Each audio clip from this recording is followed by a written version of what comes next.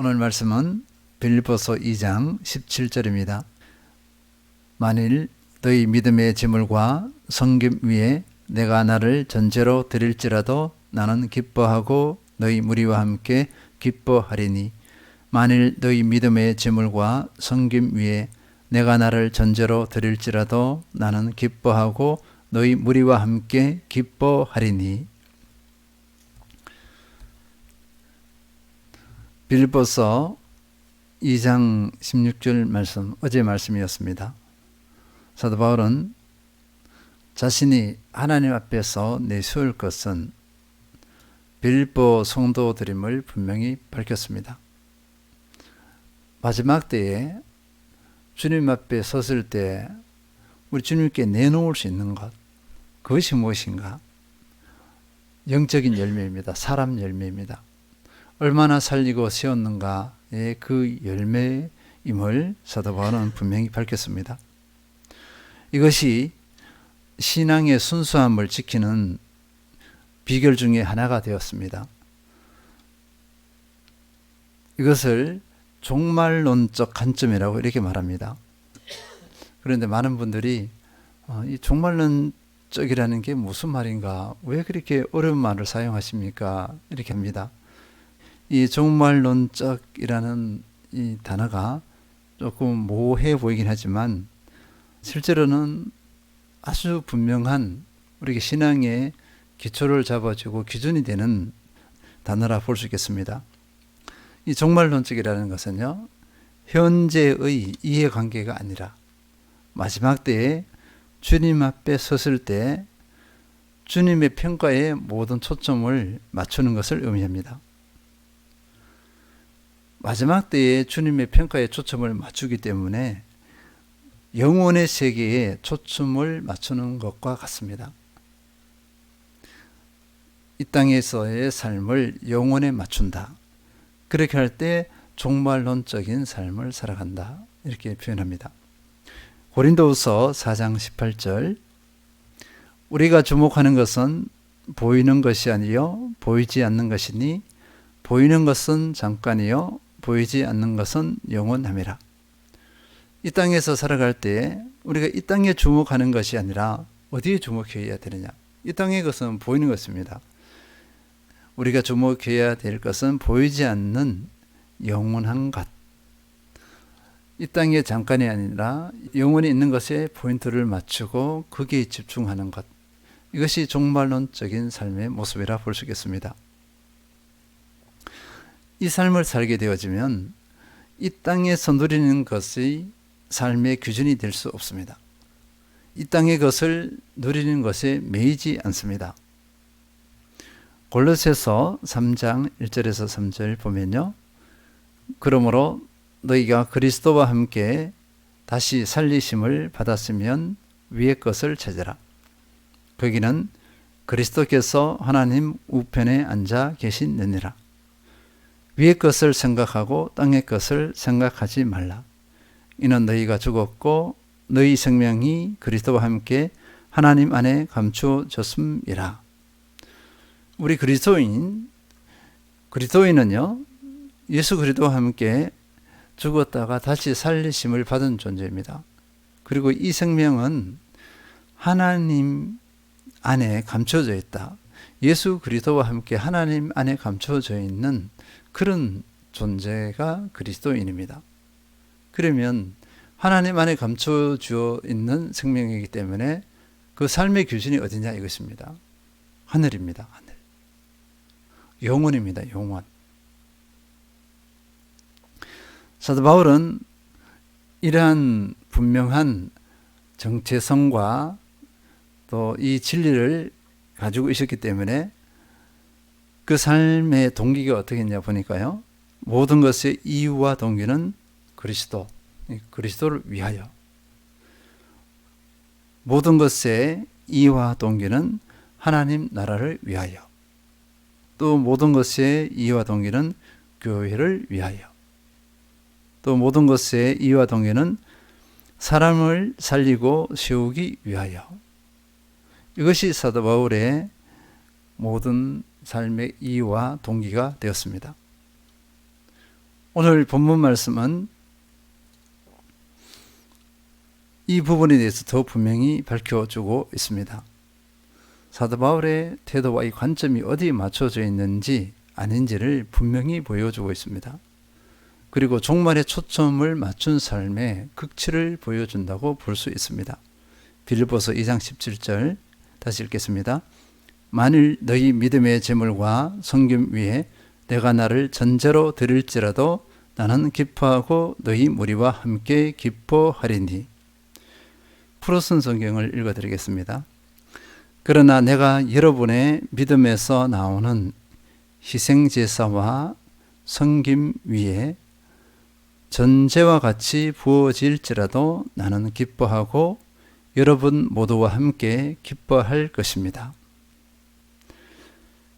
만일 너희 믿음의 재물과 섬김 위에 이렇게 있습니다. 믿음의 재물과 섬김 보면요, 믿음에서 나오는 예배 이렇게 볼 수 있겠습니다. 재물과 섬김, 재물이나 섬김이나 중복어거든요. 의미는 같은데 다른 단어로 표현했습니다. 예배입니다. 예배. 빌립보 성도들의 그 예배의 삶인데 자신의 삶을 산제물로 드린다. 그 로마서 12장 1절의 말씀 보면 그러므로 형제들아 내가 하나님의 모든 자비하심으로 너희를 권하노니 너희 몸을 하나님이 기뻐하시는 산제물로 드리라 이렇게 했습니다. 산제물로 드린다는 것은 그들의 삶을 말하는 것입니다. 빌립보 성도들의 제물과 섬김, 그러니까 믿음에서 나오는 예배 위에 사도 바울이 뭐라고 했냐면요, 내가 나를 전제로 드릴지라도 이렇게 했습니다. 이 전제가 무엇이냐 이것입니다. 이 전제라는 것은요, 제사의 마지막 단계로 제물 위나 제다른 밑부분에 포도주를 부어드리는 제사를 말합니다. 제물, 빌립보 성도들의 믿음의 제물 위에 자신은 포도주로 부어드린다. 이것을 의미하는데요. 이것은 바울의 임박한 순교를 의미합니다. 사도 바울이 자신은 지금 죽을 날이 얼마 남지 않았다. 이것을 전제로 하고서 전제로 드린다. 이렇게 표현하고 있는 것입니다. 그러면 이 죽음, 순교에 대해서 사도 바울은 어떻게 받아들였는가? 본문 후반절에 보면요, 나는 기뻐하고 여러분 모두와 함께 기뻐할 것입니다. 사도 바울은 자기의 죽음을 기뻐한다고 이렇게 표현했어요. 죽음과 기쁨, 이게 말이 어울리지 않습니다. 흔히 말하면 역설입니다. 역설. 역설인데 맞아요. 왜 그럴까? 이것입니다. 이 죽음을 기뻐한다. 자신의 죽음을 기뻐한다. 왜 이렇게 맞는가? 맞는 말인가? 이것입니다. 그리고 왜 사도 바울의 이 고백이 어울리는가? 이것입니다. 디모데후서 4장 6절을 참고로 보면요, 전제와 같이 내가 벌써 부어지고 나의 떠날 지각이 가까웠도다. 그래서 이 전제라는 것은 그 죽음을 의미한다는 것을 디모데후서 4장 6절에서는 분명히 보여주고 있습니다. 전제와 같이 내가 벌써 부어지고, 부어졌다는 것은 아주 임박했다는 것이에요. 나의 떠날 시각이 가까웠다. 그러니까 죽을 날이 가까웠다. 이렇게 사도 바울이 고백하고 있습니다. 빌립보서 2장 17절 말씀하고 디모데후서 4장 6절 말씀이 거의 일치된다고 볼 수 있겠습니다. 그러면 사도 바울이 왜 자신의 순교, 죽음을 기뻐했는가? 이것입니다. 첫 번째로 보면요, 빌립보 성도들의 그 믿음의 재물, 그 성김 위에라고 했습니다. 그 위에 부어진다고 했거든요. 그러면 이 자신의 이 순교가 빌립보 교회를 위한 것이라면 이것입니다. 빌립보 교회 성도들을 위한 것이라면 나는 기쁘다 이거예요. 그래서 기쁨으로 받아들이는 것입니다. 빌립보 성도들의 믿음을 더욱 견고하게 하는 것이라면 나는 이 순교를 기뻐합니다. 이 죽음을 기뻐합니다. 빌립보 교회가 더욱 하나 되고 연합하게 하는 도구가 되는 것이라면 나는 이 죽음을 기뻐합니다. 빌립보 성도들이 겸손에 승리하게 하는 것이라면 나의 죽음을 통해서 빌립보 교회 성도들이 겸손하게 된다면 나는 죽음을 기뻐합니다. 빌립보 교회 성도들이 예수 그리스도를 닮아가는 성화를 이루는 것이라면 나는 나의 죽음을 기뻐합니다. 빌립보 교회가 영적 전쟁에서 승리하는 것이라면 나는 나의 죽음을 기뻐합니다. 이 고백입니다. 그리고 사도 바울이 또 기뻐할 수 있었던 것은요, 디모데후서 4장 7절입니다. 나는 나의 선한 싸움을 싸우고 나의 달려갈 길을 마치고 믿음을 지켰으니, 이렇게 있습니다. 나는 선한 싸움을 싸우고 나의 달려갈 길을 마치고, 이것이 무엇인가 이거예요. 선한 싸움, 나의 달려갈 길, 흔히 말해서 이것을 가지고 부르심의 소명이라고 합니다. 사도 바울이 지금 죽음을 기뻐하는 것은 자신의 소명을 다 했기 때문에 기뻐한다. 죽음이 임박했어요. 근데 나의 소명을 감당하지 못해서, 그러면 죽음이 기쁘지 않습니다. 예수 그리스도 앞에 섰을 때, 종말의 때에 하나님 앞에, 예수님 앞에 섰을 때 어떻게 할 거예요? 내놓을 것이 아무것도 없습니다. 이것보다 안타까움이 없어요. 사도 바울이 자신의 죽음에 대해서 기뻐할 수 있는 것은 자신의 부르심의 소명을 다 했기 때문에. 나는 선한 싸움을 싸우고 있습니다. 무슨 선한 싸움일까요? 복음으로 사람과 교회와 세상을 살리고 세우는 싸움입니다. 우리의 주제가 여기서 나오는 것입니다. 사람을 살리고 사람을 세우는 싸움이에요. 교회를 살리고 교회를 세우는 싸움이라고 볼 수 있겠습니다. 수많은 고난의 여정에서 뒷걸음질을 치지 않았습니다. 부르심의 사명, 부르심의 소명의 긍주를 멈추지 않았습니다. 그리고 이탈하지 않았습니다. 그래서 사도 바울은 나는 선한 싸움을 싸우고 나의 달려갈 길을 마치고 믿음을 지켰으니, 이렇게 했습니다. 부르심의 소명을 다했기 때문에 그렇습니다. 지금 예수 그리스도께서 불러도 여한이 없다는 거예요. 그리고 소명의 마지막은 순교입니다. 순교로서 소명의 마지막을 장식한다, 이렇게 볼 수 있겠습니다. 우리 삶을 한번 돌아봐야 될 것 같아요. 지금 이 부르심의 소명을 의식하고 있는가, 인식하고 있는가, 또는 알고나 있는가, 그리고 이 삶의 자신을 모두 드리고 있는 건가 돌아봐야 될 줄 믿습니다. 그렇지 않다면 우리에게 죽음이 임박했을 때 우리는 두려울 거예요. 떨릴 것입니다. 죽음을 기뻐할 수 없습니다. 그리고 상급에 대한 인식입니다.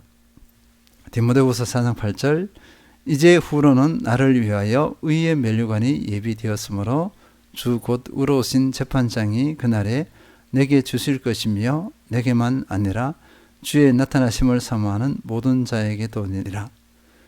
그래서 부르심의 소명을 다한 사람들에게 주어지는 상급이 있습니다. 의의 면류관. 의로우신 재판장이 그날에 내게 주실 것이며, 마지막 날에, 종말입니다. 종말의 때에 하나님께서 나의 삶의 여정을 다 아시고 또 의로운 심판을 하셔서 의의 면류관을 나에게 허락하실 것이다. 사도 바울은 이런 확신을 가지고 있습니다. 그러니까 이 죽음을 회피하지 않아요. 죽음을 기뻐합니다. 어제 말씀 구절 빌립보서 2장 16절도 마찬가지입니다.